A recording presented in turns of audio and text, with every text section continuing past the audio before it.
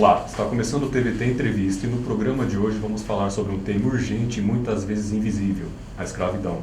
Durante mais de 300 anos de colonização, o Brasil foi marcado por um regime brutal de exploração. Milhares de pessoas negras foram submetidas a condições desumanas de trabalho e privadas de seus direitos mais básicos. Embora a escravidão tenha sido oficialmente abolida em 1888, suas marcas permanecem na estrutura social do país até hoje. Infelizmente, ainda são registrados casos de trabalho análogo à escravidão em diversas regiões do Brasil. Para debatermos sobre o assunto, convidamos o professor e sociólogo Javier Henrique Mazieri Pereira, doutorando em Sociologia pelo Instituto de Filosofia e Ciências Humanas da Unicamp. Boa noite, professor. Bem-vindo. Tendo em vista o conhecimento sobre a escravidão nos dias atuais, Bruno Pereira traz mais informações sobre o assunto. Veja agora na reportagem. Dados do IBGE, divulgados pelo Ministério do Trabalho no dia 28 de janeiro de 2025, apontam que mais de 65 mil trabalhadores foram resgatados em condições análogas à escravidão no Brasil. Considerando os números, fomos às ruas descobrir a opinião das pessoas.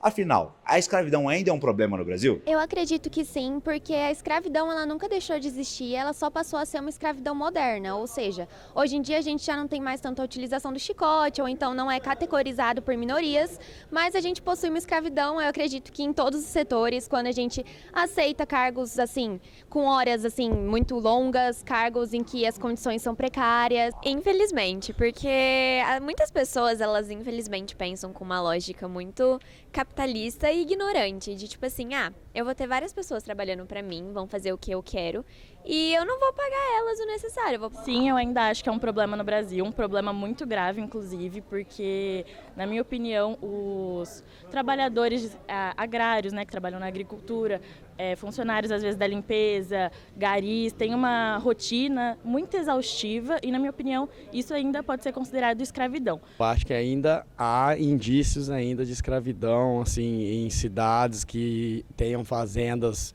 latifúndios muito grandes, onde essas pessoas ricas elas recrutam gente mais humilde. Com certeza ela guarda raízes ainda no nosso dia a dia, trouxe aí o nosso racismo estrutural e também, né, além dos reflexos nacionais que ela tem, ela existe em outros países do mundo, né? Analisando os depoimentos, o que você diria sobre a compreensão das pessoas a respeito da existência do trabalho análogo à escravidão no Brasil?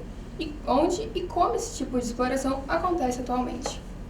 Bom, primeiro eu gostaria de agradecer o convite de estar aqui podendo falar desse tema que é tão urgente, tão latente hoje em dia e que volta e meia explode algum caso de alguma empresa ou de algum grupo que se utiliza dessa mão de obra. Eu queria antes tentar explicar um pouco qual que é a particularidade da escravidão moderna. Afinal de contas, trabalho escravo, o que a gente está querendo dizer com isso, né? Trabalho, essa palavra que está no dia a dia de todas as pessoas, está não só naquela tarefa que ela faz em troca de um salário, mas como manifestação, expressão e até identidade, né? Então, a particularidade do trabalho análogo à escravidão é que, diferentemente daquela que foi vista durante mais de 300 anos no Brasil, não há a posse direta da pessoa sobre o seu escravo, né? Isso não existe mais, mas outros mecanismos eles são ativados e até cultivados para que muitas vezes a pessoa tenha essa condição de trabalho análoga, ou seja, semelhante àquilo com que foi visto nesses 300 anos na história do Brasil, né? Se a gente pegar trabalho, por exemplo, essa palavrinha que está presente na sociologia desde quando a sociologia apareceu em consciência, lá com Durkheim, com Marx, com Weber, cada um deles a partir do seu método, do método estruturalista, da teoria da ação social, do materialismo histórico, todos eles vão de alguma forma olhar para o trabalho e tentar entender, afinal de contas, como que a sociedade se articula através do trabalho, quais são os laços que se formam através do trabalho. E falando de trabalho contemporâneo, mais atual, não há necessariamente essa posse, mas como já foi adiantado, são esses mecanismos, as horas, uma carga horária absurda, condições de trabalho muito extremamente precarizadas, dificuldade de rompimento desses laços. Então, o trabalho análogo à escravidão hoje, ele se faz presente em diversos setores da indústria, né? Se a gente pegar, por exemplo, na agricultura, recentemente, acho que há alguns anos, estourou um caso de uma empresa que fabrica suco de uva, e que existia trabalho escravo ali. Em São Paulo, por exemplo, algumas fabricação de roupa, né, que estava também, que volta e meia aparece um caso. Então, infelizmente, o trabalho escravo ele se faz presente na sociedade brasileira, e não só. E, ao meu ver, é algo que está sendo combatido, tem muito o que se fazer ainda, mas que já não é algo suportável. É interessante como que o trabalho, a desigualdade, a exploração é algo que é unânime. Seja você de uma preferência política ou de outra, as condições precárias de trabalho é uma coisa que mobiliza as pessoas. As pessoas não querem ter trabalhos precários. Ao contrário, as pessoas querem se emancipar através do trabalho, querem ganhar mais, querem ter com melhores condições de vida. Então, é algo interessante para a gente poder debater hoje, justamente para tentar entender e, quem sabe, vislumbrar alguma melhora a partir disso. Javier, como o passado escravocrata brasileiro ainda influencia a estrutura social do país? Se a gente pegar, recentemente saiu uma matéria na Folha de São Paulo dizendo que na camada mais pobre da população brasileira, apenas 2% consegue ter de fato um salto qualitativo na qualidade de vida. Então é claro que aqui a gente para ter isso mais claro, é preciso fazer um recorte de raça, mas com certeza a falta de uma política pública desde o primeiro momento da abolição da escravidão, a perpetuação disso, de estigma, de preconceito ao longo do século XX, ainda se reflete de inúmeras formas dentro da sociedade brasileira. O que leva as vítimas a aceitarem ou se submeterem a essas condições de trabalho? É interessante, você já adianta um pouco da resposta. Essas pessoas, elas são vítimas. Elas não estão ali porque que era o sonho da vida delas, né? É necessário lembrar que, se a gente pudesse fazer, grosso modo, o perfil dessas pessoas que estão nessas condições de trabalho, são pessoas de uma vulnerabilidade social extrema, de uma pobreza muito grande, um baixo nível de escolaridade. A gente estava falando, né, da particularidade da Moderna. A dívida é um instrumento muito utilizado por essas empresas.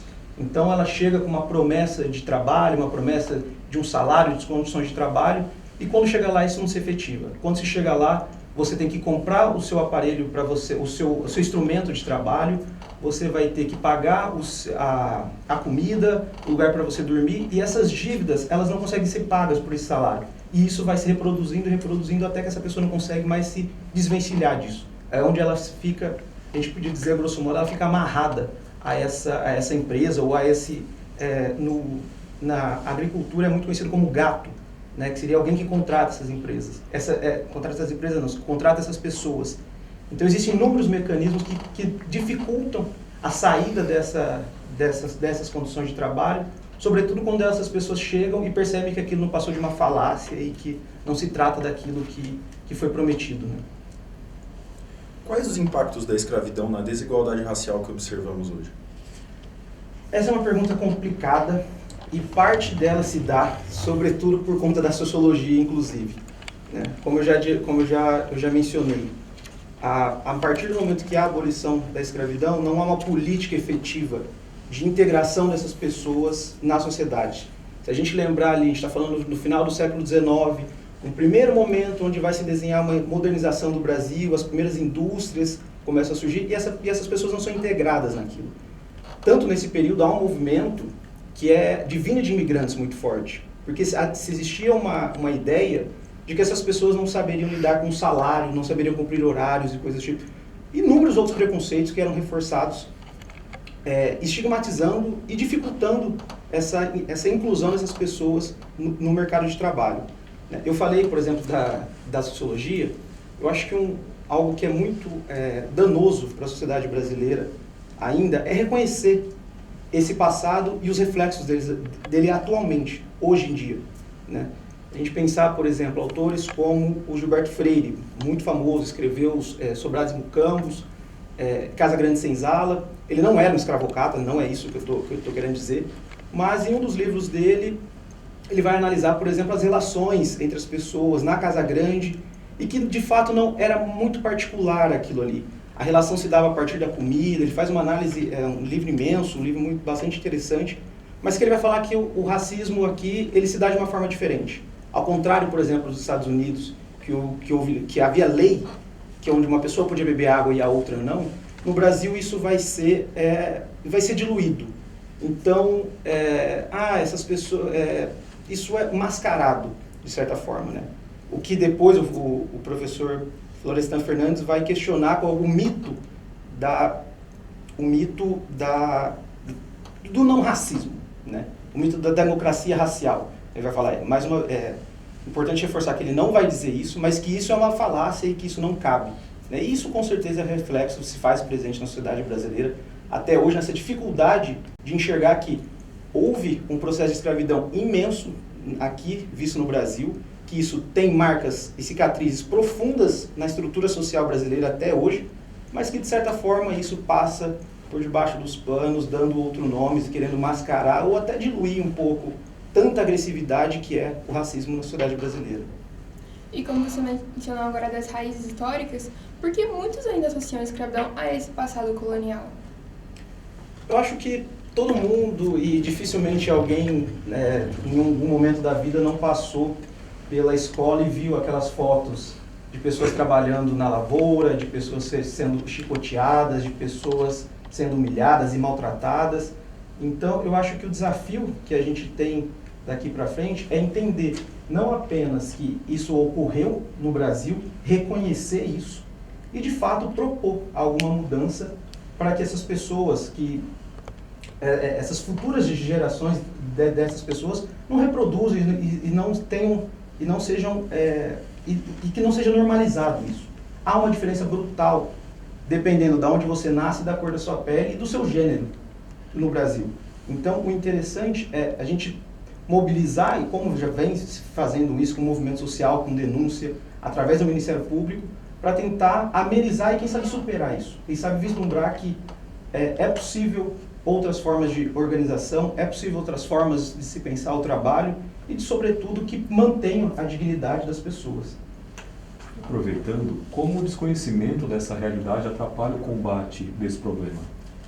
Isso também é bastante importante, e tanto que o próprio Ministério Público reconhece a dificuldade, porque muitas das vezes a gente vê lá uma marca, consome até determinadas marcas que vendem uma propaganda, que vendem uma narrativa por trás da marca, mas que essa empresa ela vai e terceiriza parte do trabalho. Então, a questão da escravidão contemporânea, das condições análogas à escravidão hoje, o desafio se dá sobretudo pela terceirização. Porque ao terceirizar o trabalho, essas grandes empresas elas tiram a responsabilidade.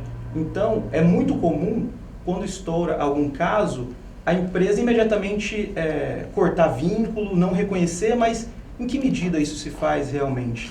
Em que medida, para a gente conseguir comprar algumas roupas de determinadas marcas tão baratas, não está justamente no trabalho que se organizou aquela produção para que se possa vender uma mercadoria tão barata, né? Então, eu acho que a dificuldade está justamente na forma como as empresas elas se organizam e, sobretudo, na forma como isso muitas vezes foge dos grandes centros urbanos, né? Existem casos em São Paulo, é claro, mas existem casos também em rincões do Brasil, onde muitas vezes a dificuldade de acesso seja à justiça do trabalho, seja através de algum movimento social, de se organizar mesmo enquanto pessoas ali, em uma condição muito semelhante, sobretudo na tentativa de sair daquilo, né? Mais uma vez, ninguém está naquela condição de trabalho porque deseja ou porque vislumbrava aquilo. É muito mais, é uma relação muito mais complexa do que a gente pode pensar. Por exemplo, o professor Chico de Oliveira, né? Ele tem um texto brilhante, chama O Ornitorrinco, no qual ele vai dizer assim, olha, o desenvolvimento, o subdesenvolvimento, ele não é uma etapa. Então, um país subdesenvolvido, ele não vai desenvolver as forças produtivas ao ponto de chegar e, olha, agora rompemos com isso e somos um país desenvolvido. Para o professor Chico de Oliveira, o subdesenvolvimento faz parte disso. Então, é necessário que haja países em que as condições de trabalho elas sejam precárias, na qual a exploração ali se faz de uma forma muito gritante, diferente dos países desenvolvidos, onde as articulações em torno do trabalho se dão outras, as formas de resistência e de organização se dão de uma forma muito mais, enfim, diferente daquela que é observada, sobretudo aqui no Brasil. você comentou sobre a normalização de reproduzir essas práticas. Por que isso ainda acontece com a sociedade? Elas ainda normalizam isso?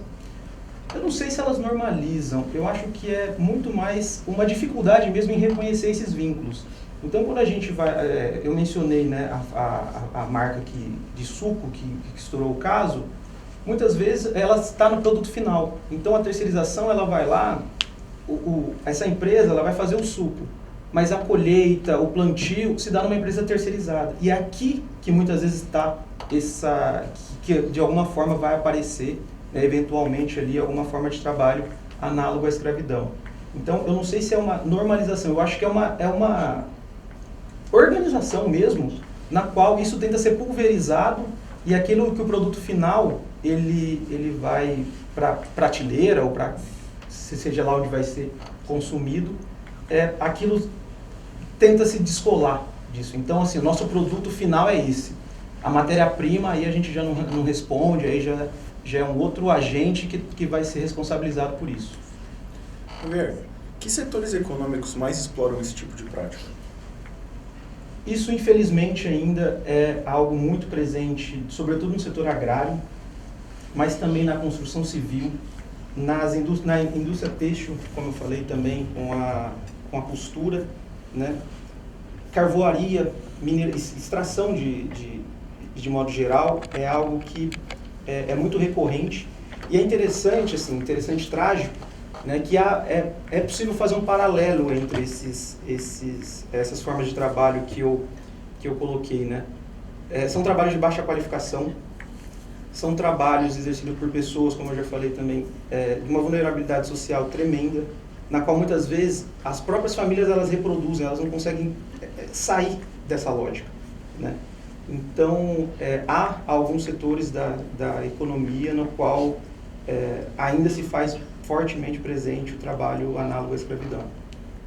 E, somando todos esses fatores que você comentou, dos setores em si, quais são os principais obstáculos na reintegração desses trabalhadores?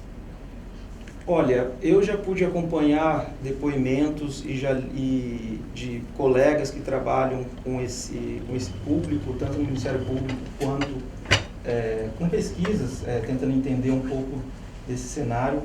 Essas pessoas, elas chegam até esses trabalhos, né? Como eu falei, por conta de uma reprodução que é familiar ali das pessoas e dos pais, dos filhos e do restante da família trabalhar ali. Há também uma baixa qualificação tremenda, né? São trabalhos manuais, são trabalhos repetitivos. Então, o impacto disso, não só na reprodução disso, mas na possibilidade de se romper com isso, se dá de uma forma muito invasiva para essas pessoas. Quem sai de um trabalho desse, quem está presente no trabalho desse no dia a dia, são pessoas que saem extremamente arrasadas, são pessoas que saem muitas vezes vítimas de acidentes de trabalho. Eu tive a oportunidade de ler relatos de pessoas que perderam membros, que sofreram amputações. Então, as marcas e as cicatrizes que essa forma de sequenciar o trabalho ela deixa nas pessoas, ela só não é subjetiva, mas ela também é física, ela é também subjetiva na concepção de se poder pensar. Olha o que fizeram comigo, para onde que eu vou agora, de que forma, como que eu posso romper com isso? Então, tentar entender esse cenário vai exigir um fôlego imenso e, principalmente, pensar alguma alternativa para isso também vai ser algo muito desafiador. Javier, na sua opinião, o que a população pode fazer para ajudar a combater esse problema? Olha, isso é interessante, porque eu me lembro quando estourou essa denúncia dessa fábrica de suco, houve um boicote. Então, várias pessoas, intelectuais e até pessoas que, enfim, têm alguma representatividade social, elas incentivavam não consuma dessa marca, não consuma esse produto, mas é importante também frisar a participação pública disso. O incentivo não só o incentivo, mas o aumento dos investimentos na Polícia Federal, no Ministério Público do Trabalho, no Ministério do Trabalho, para, sobretudo, criar condições para aquelas pessoas que são responsáveis por fiscalizar isso, não apenas fiscalizar, mas combater também o trabalho análogo à escravidão.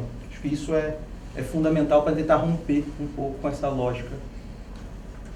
Você acredita que a educação ela pode ser uma ferramenta para romper com esse ciclo? Olha, ela é, sem dúvida alguma, né? Eu acho que, como eu falei, né, a gente tem um passado marcado pela escravidão, marcado pela desumanização de centenas de pessoas, de uma parcela da sociedade brasileira.